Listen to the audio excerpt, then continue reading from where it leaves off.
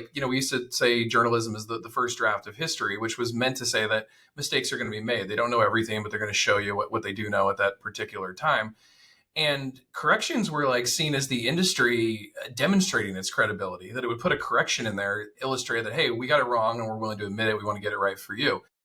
Now, since the public doesn't understand kind of that journalists are the sort of first draft of history and they get things wrong and corrections are a form of credibility, they're easily weaponized as examples of how the media gets things wrong. They don't know anything. They publish opinions. I mean, it's totally weaponized against them. So I think another part of the uphill battle for the press is dealing with the public who doesn't really understand what journalism is.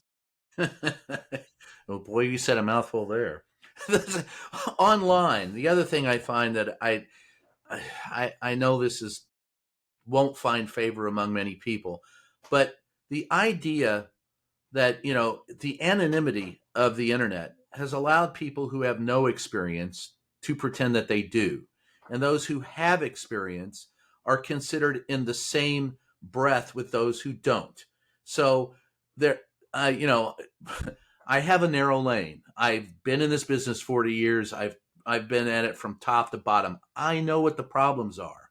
I mean, I can tell you, like I said, wrote a book, but I could, chapter and verse on what it is. Now, if you want me to tell you what the problems of a brain surgeon are, I'm out.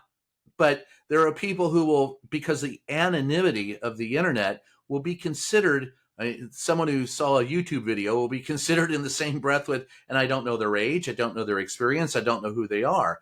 I'd love to see just, you're on the internet, but you have to register as who you are. No anonymity. So we know your age and know who you are and can evaluate you. Because while everyone is entitled to their own opinion, not every opinion is entitled to equal consideration.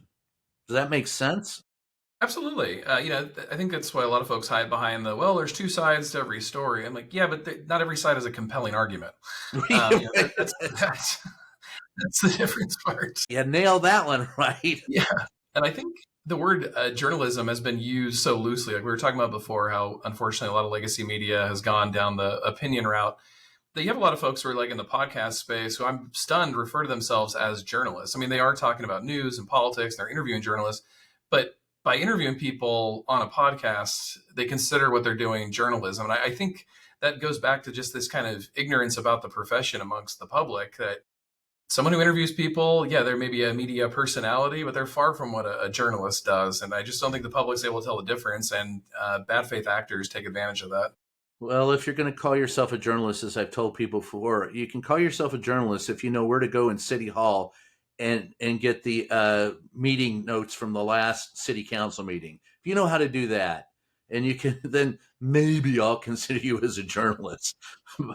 But until you know how to walk down to City Hall and get those stats, I'm not going to listen to you. I feel an online game show coming where we put podcasters in City Hall and you give them that directive and we see who can get it first. Hey, that would sell.